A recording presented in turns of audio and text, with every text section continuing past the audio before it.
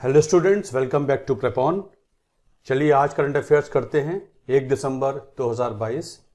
Certain topics from Hindu Express and also Live Mint. आज के topics क्या हैं? An Indian recipe to quell micro nutrient malnutrition. एक malnutrition के ऊपर एक छोटा सा आर्टिकल है हिंदू। ग्लोबल वाटर ऑडिट, एक रिपोर्ट आई है WMO की, वाटर स्कैर्सिटी वर्ल्ड ओवर, उसके ऊपर है। पहली ऐसी रिपोर्ट है अपने आप में। विजिंगम पोर्ट पे जो प्रोटेस्ट चल रहा है उसके बारे में एक मिंट का छोटा सा आर्टिकल है। रैंसमवेयर के बारे में दो बातें कर लेंगे जो यूएस में प्रॉब्लम हुई है, और ट्राइबल डेवलपमेंट रिपोर्ट, इनके बारे में बात करेंगे। चलिए शुरू कर देते हैं फटाफट। An Indian recipe to quell micronutrient malnutrition, इस पूरे आर्टिकल का जिस्ट आपको बताता हूं। दो रिपोर्ट्स के मार्फत से बताया है कॉलमिस्ट ने, ऑथर ने, कि भारत में जो प्रॉब्लम्स हैं चार, अंडर नरिशमेंट है, स्टंटिंग है, वेस्टिंग है या चाइल्ड मोर्टेलिटी है, वो बहुत ज़्यादा है। उसकी एक बहुत बड़ी वजह कि सही खुराक नहीं मिल पाती है। माइक्रो न्यूट्रिएंट जो इनफी डेफिशिएंसी है बहुत ज़्यादा है, उसको लेके ये आर्टिकल बनता है पूरा का पूरा। तो सॉल्यूशन ये दिया है ऑथर ने कि जो फूड फोर्टिफिकेशन होता है, मतलब जो फूड में कुछ न्यूट्रिएंट्स, माइक्रो न्यूट्रिएंट्स डाल देते हैं ताकि फूड के साथ ही उनकी डेफिशिएंसी पूरी हो जाए, उसके कुछ केस स्टडीज के थ्रू ये बताया है कि इसको पॉलिसी में बड़े स्तर पे लेंगे तो जो मालन्यूट्रिशन की प्रॉब्लम है या अंडर न्यूट्रिशन की प्रॉब्लम है वो खत्म हो जाएगी। तो she says malnutrition exacerbates the magnitude of public health crisis we face and is India's most serious challenge and concern. National family health survey जो 2019 से 2021 के डेटा के बेस पे हुआ है, उसके अनुसार every second women is anaemic, every third child is stunted and malnourished and every fifth child is wasted. Stunted का मतलब होता है कि हाइट, एज के हिसाब से हाइट कम होना। वेस्टेड का मतलब है कि हाइट के हिसाब से वेट कम होना टू हाइट, हाइट के हिसाब से वेट कम होना। और स्टैंडर्ड का मतलब है एज के हिसाब से हाइट कम होना। तो ये जो ग्लोबल हंगर इंडेक्स 2021 की रिपोर्ट है, इसमें भारत को 2021 की रिपोर्ट में 101 रैंक थी।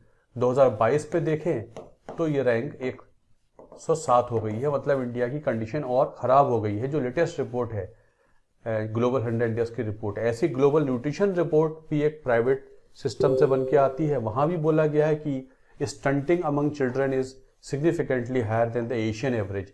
एशिया के एवरेज 21% के आसपास है, भारत का लगभग 30% के आसपास होता है।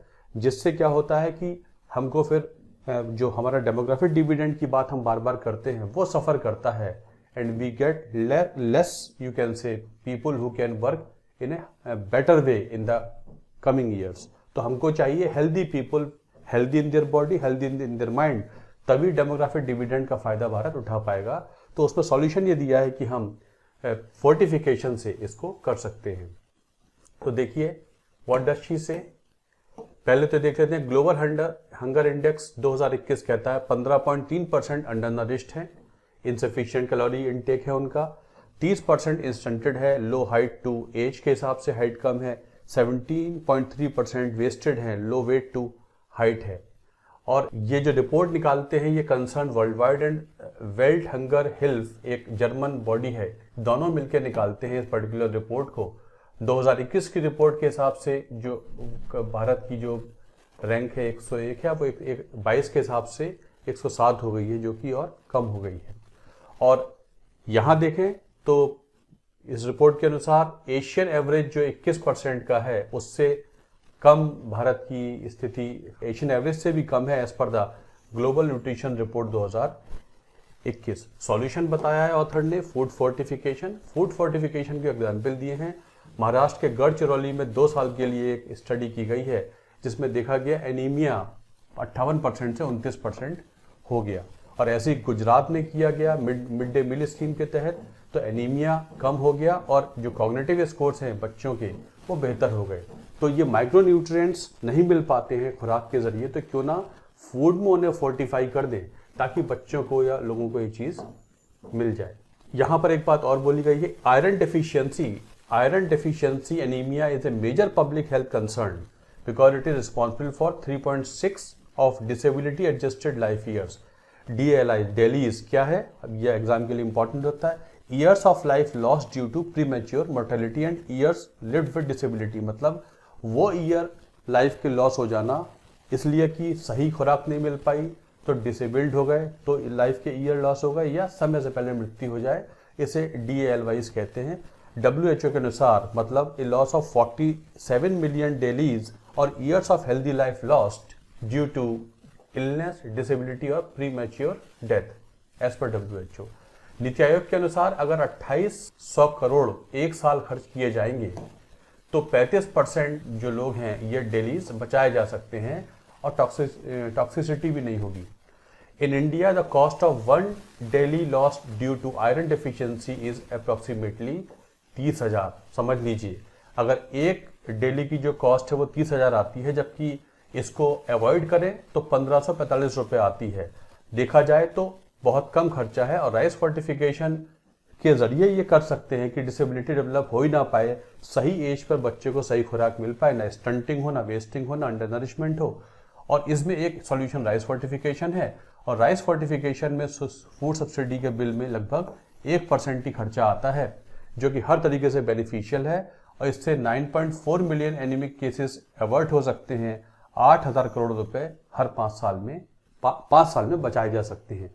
तो basically it is article in the support of food fortification to address the issue of this particular thing, malnutrition. लेकिन साथ साथ यहाँ प्रिकॉशन भी बोला गया है। फूड फोर्टिफिकेशन ज्यादा हो जाए, माइक्रोन्यूट्रिएंट ज्यादा चले जाएं तो प्रॉब्लम्स भी हो जाती है। जैसे झारखंड के ट्राइबल पॉपुलेशन में सिकल सेल एनीमिया और थैलेसीमिया हो गया क्योंकि आयरन लेवल ज्यादा चला गया, तो ये एक बैलेंस लेवल पे होना चाहिए फोर्टिफिकेशन और कंजम्पशन ऑफ डाइट। तो this article basically deals with mall nutrition. अभी 4-5 दिन पहले एक आर्टिकल और इस बारे में मैंने आपको बताया था, वो इन जर्नल था। ये फूड फोर्टिफिकेशन की 2 केस स्टडीज बताई हैं, एक गुजरात में और एक महाराष्ट्र में, जिसमें इससे फायदा हुआ है और इससे इकोनॉमिक फायदा भी है, कॉग्निटिव फायदा भी है बच्चों को, और डिसेबिलिटी की वजह से जो साल वेस्ट हो जाते हैं उनको बचाया जा सकता है। वेस्ट होते हैं तो 30,000 रुपये खर्च समझ लीजिए लॉस हो जाता है, और अगर बचा लेते हैं तो 1,500 रुपये का ही खर्चा आता है। आगे देखते हैं, मिंट का ये आर्टिकल है। एक ग्लोबल ऑडिट रिपोर्ट WM ने निकाली है। वर्ल्ड मीटियोरोलॉजिकल ऑर्गेनाइजेशन, ये UN की एक बॉडी है जिसने एक रिपोर्ट बनाई है। पहली ऐसी रिपोर्ट बनी है जहां पर वर्ल्ड में जो वाटर रिसोर्सेज की स्कैर्सिटी है उसके ऊपर एक ऐसी पहली रिपोर्ट बनाई गई है।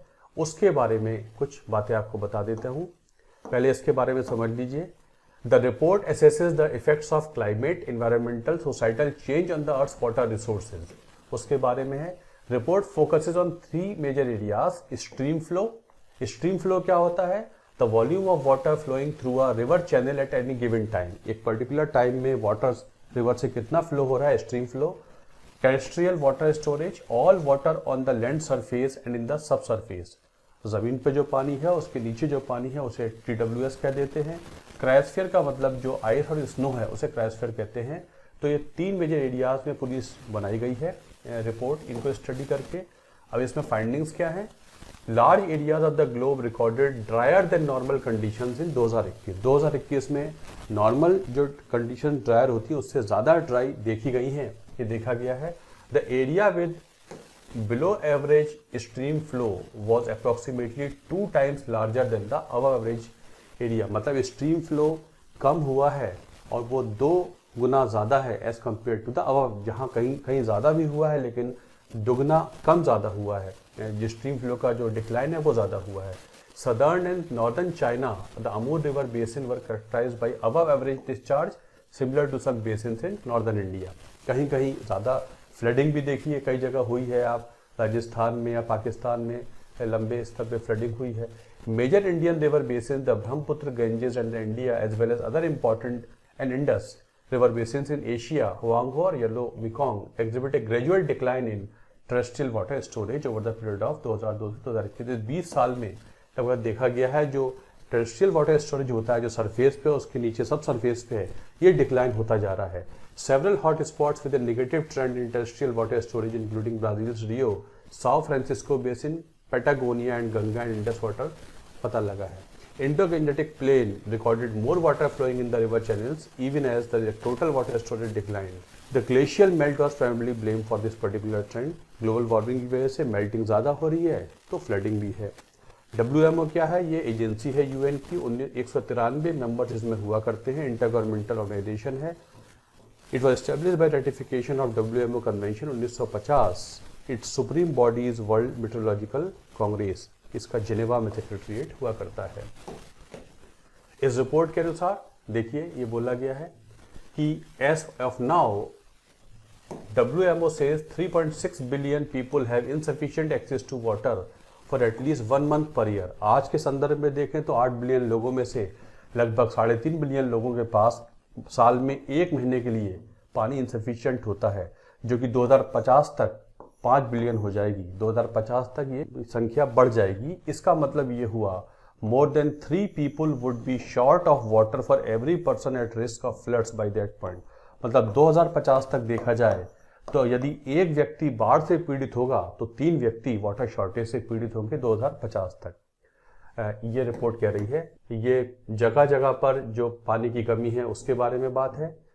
African rivers saw weaker stream flow last year with the Niger, Volta, Nile and Congo all affected with similar squeeze seen in parts of Russia, West Siberia and Central Asia। मतलब so Siberia, while above usual discharge was observed in southern Africa's Zambezi orange rivers, as also a clutch of American, Chinese and North Indian rivers with basins of later two particularly prone to floods। मतलब mixed है, flood भी है, drought भी है। Meanwhile rainfall deficiency cast its gloom in Ethiopia, Kenya and Somalia last year. इन तीनों को मिला के हॉर्न ऑफ अफ्रीका भी कह देते हैं। ये रिपोर्ट है, WMO की रिपोर्ट है और अपनी तरीके की ये पहली रिपोर्ट है। पहली बार ऐसी रिपोर्ट बनाई गई है 2021 में और इसकी बेसिक वजह क्लाइमेट चेंज है। और 2021 में जो टेम्परेचर राइज है वो 1.11 degree above pre industrial level माना गया है। 2021 का जो टेम्परेचर राइज है कुछ इतना माना गया है डिग्री से। तो बेसिकली ये रिपोर्ट अपने तरीके की पहली बार बनाई गई है। हर साल ये एनुअल रिपोर्ट बनाई जाएगी बाय वाटर स्कैर्सिटी पे। ये what fuels the protest against Vizhinjam port. Vizhinjam port जो है उसके बारे में ये रिपोर्ट है। विजिंगम पोर्ट कहाँ पर है? विजिंगम पोर्ट के बारे में बात पहले समझ लेते हैं इसे। In 2015, the Adani Group signed a concession agreement with the Kerala government to build India's first mega transshipment container terminal at Vizhinjam near Trivandrum। 7,525 crore project, an all-weather deep sea port with a depth of 24 meter can service large mega max size container ship। This natural port has a littoral sedimentation. देखिए ये port कैसा है? Natural inter tidal zone होता है, जहां से जो पानी जहां पर भरा हुआ होता है और जहां तक टाइड चली जाती है उसे लिटोरल सेडिमेंटेशन जोन, जहां पर सैंड है, ग्रेविल है, पत्थर है, छोटे छोटे इकट्ठे हो जाते हैं, वो नहीं है। जिसकी वजह से समय समय पर ड्रेजिंग नहीं करनी पड़ती है और मेंटेनेंस कॉस्ट कम आती है। ड्रेजिंग का मतलब है कि जब वहां पर सेडिमेंटेशन ज़्यादा हो जाता है तो अगर वहां पर मिट्टी भरी रहेगी तो शिप एंकर नहीं कर पाएगा, तो क्या और बार बार ड्रेजिंग करनी पड़ती है। ड्रेजिंग करने से क्या होता है? एक तो कॉस्ट बढ़ जाती है और जो मैरीन क्लाइमेट है वो भी खराब होता है। तो ये ऑब्वियसली अपने आप में ऐसा पोर्ट है जहां पर नेचुरल डेप्थ बनी हुई है, जहां पर बड़े बड़े शिप एंकर कर सकते हैं। Moreover this particular port is connected to hinterland also and it can handle 20 foot equivalent units of phase 1 and 6.2 million T. 20 equivalent units का मतलब है कि अगर एक ये जो यूनिट है चलता है शिपिंग में चलता है। 20 इक्विवेलेंट यूनिट का मतलब होता है कि अगर एक कंटेनर 40 फीट का है तो ये 2 यूनिट्स हो जाएंगे। ये सिंगल यूनिट माना जाता है। इसी के टर्म्स में शिपिंग में कॉस्टिंग निकाली जाती है। तो इसमें अगर 40 फीट का है तो 2 हो जाएंगे, 80 फीट का है तो 4 हो जाएंगे। तो ये उस पर चलता है। अब how important is the project for India? India के लिए कितना इंपॉर्टेंट है?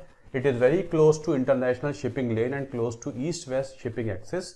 विजिंजम पोर्ट है holds a potential to attract a large share of container shipment. अभी तो क्या है, जो कोलंबो है, सिंगापुर है, दुबई वगैरह हैंडल्ड बाई इनसे होता है। अब ये इधर शिफ्ट हो जाएगा। अभी पिछले कुछ महीनों में आपने देखा कोलंबो से इंडिया का बहुत सारा शिपमेंट कोलंबो पे निर्भर हो जाता है, तो ये भारत में हो जाएगा। A large share of India's exports and imports that are now transshipped through these international ports can be handled at Vizhinjam, and that would mean a sharp reduction in shipping cost and lead time. Lead time का मतलब होता है उस period में जिसमें shipment transport होके पहुंच जाए अपने गंतव्य पे, और लॉजिस्टिक कॉस्ट भी हमारी कम हो जाएगी। वैसे भी नेशनल लॉजिस्टिक्स पॉलिसी प्रधानमंत्री ने अभी अनवील की है, और वर्ल्ड इंडिया की कॉस्ट 13% ऑफ जीडीपी आ जाती है, जबकि वर्ल्ड का एवरेज 6 से 7% ऑफ जीडीपी या 8% के आसपास हुआ करता है। इंडिया को 5% जीडीपी कॉस्ट अपनी कम करनी है लॉजिस्टिक्स की। ऐसा हो जाएगा तो ऑब्वियसली कॉम्पिटिटिव मार्केट हो जाएगा, और it will again make India useful manufacturing zone बन जाएगा। जो मेक इन इंडिया का फंडामेंटल है वो तभी होगा जब हमारी कॉस्ट यहाँ पर कम होगी। तो ये अगर पोर्ट बन जाता है तो ट्रांसशिपमेंट यहाँ से हो जाएगा, समय भी कम लगेगा और कॉस्ट अपने आप कम हो जाती है। इस पे प्रोटेस्ट चल रहा है, ये not that important. Rest of the article basically is about protest. तो हमारा पर्पस था कि इस पोर्ट के बारे में वाइटल्स जान लें। इस पोर्ट के मैं आपको दिखाता हूँ। ये विजिंजम इंटरनेशनल सी पोर्ट है, बिल्कुल केरला कोस्ट पर ये हुआ करता है। ये सारा एरिया उससे संबंधित है। देखिए, और ईस्ट वेस्ट शिपिंग एक्सेस आप देख सकते हैं। ये पर्शियन गल्फ से हो या सुएज कनाल से होता हुआ ये शिपिंग लेन्स हुआ करती हैं। अभी ये कोलंबो से होता हुआ, मलक्का से होता हुआ हांगकांग चाइना की तरफ जाता है। तो ये अगर यहाँ पर आ जाएगा तो बहुत सारी यहाँ टाइम भी कम हो जाएगा और बिजनेस। ये उसके बारे में। और ये आपको पता ही है, एक एम्स में रैनसमवेयर, एम्स का जो ई हॉस्पिटल का जो सॉफ्टवेयर है वो हैक हो गया है और रैनसमवेयर की प्रॉब्लम वहाँ चल रही है 7 दिन से। वहाँ पर जो सुविधाएं हैं वो काफ़ी स्लो हो गई है, सब कुछ मैनुअल चल रहा है। अभी as per today's news DRDO से कुछ सपोर्ट लिया गया है। पर ransomware basically it is a type of malicious software used by cyber criminals to infect a computer system by blocking access to stored data by encrypting the files. A ransom is then demanded from the owner in exchange for description key. आपके पास कोई message आता है, mail आता है जिसमें embed होता है, encrypted होता है, एक रैनसमवेयर एक सॉफ्टवेयर ही होता है। उसे क्लिक करते हैं तो पूरा सिस्टम आपका बिल्कुल क्रिपल्ड हो जाएगा और फिर आपसे बिटकॉइंस वगैरह में पैसे मांगते हैं क्रिमिनल्स, तभी वो उसको आपका कोड देंगे जिसे आप उसे खोल सकते हैं। तो एम्स का सिस्टम ये प्रॉब्लम में आ गया है। जो एजेंसी डील करती है इस इश्यूज से उसके बारे में बात कर लेते हैं। Setup in 2004 the Indian computer emergency response team certain, ये इंडिया की नोडल एजेंसी है जो ministry of electronics and technology के अंदर काम करती है। यही सारे एरियाज देखती है इस चीज़ को। Collects, analyses, circulates inputs on cyber attacks, issues guidelines, advisories for preventive measures, forecast and issues alerts, and takes measures to handle any significant cyber event. It also imparts training to computer system managers. The National Cyber Security Coordinator under the National Security Council Secretariat coordinates with different agencies at the national level on cyber security issues, while the National Critical Information Infrastructure Protection Center has been set up for protection of national critical information infrastructure. तो basically ये ransomware के बारे में है और certain के बारे में थोड़ा सा इसमें। अभी हाल फिलहाल में एक ट्राइबल डेवलपमेंट रिपोर्ट 2022 में आई है। It is launched by Bharat rural livelihood foundation BRLF। इसने मिनिस्ट्री ऑफ रूरल डेवलपमेंट ने इसको शुरू किया था। It was set up as independent society through a union cabinet decision 2013 under the ministry of rural development to scale up civil society action in partnership with central and state government. It claims the report to be first of its kind since 1947. अपनी तरीके की पहली report मानी जाती है। The report stated that indigenous communities of India have been pushed farther away from alluvial plains and fertile river basins into harshest ecological regions of the country like hill forest and dryland. जो tribal community है वो alluvial plane या fertile river basin से push हो गई है और जो हार्शेस्ट इकोलॉजिकल रीजन्स होते हैं वहां पर रहने को मजबूर हो गई है। Of the 257 scheduled tribes district 230 90% are either forested or hilly or dry. They account for 80% of India's tribal population. India's tribal communities form 8.6% of country's population according to 2011 census data. Central India is home to 80% of tribal communities in the country. Central India में सबसे ज़्यादा tribals रहते हैं। Basically ये report है उनके livelihood को improve करने के लिए ये रिपोर्ट आई है। उसके बारे में एक छोटी सी रिपोर्ट 2022 की है जो 1947 के बाद पहली अपने आप में एक रिपोर्ट हुआ करती है। तो these are certain important articles from various newspapers today. Hope you enjoyed the session. Like कीजिए, शेयर कीजिए। Thank you very much.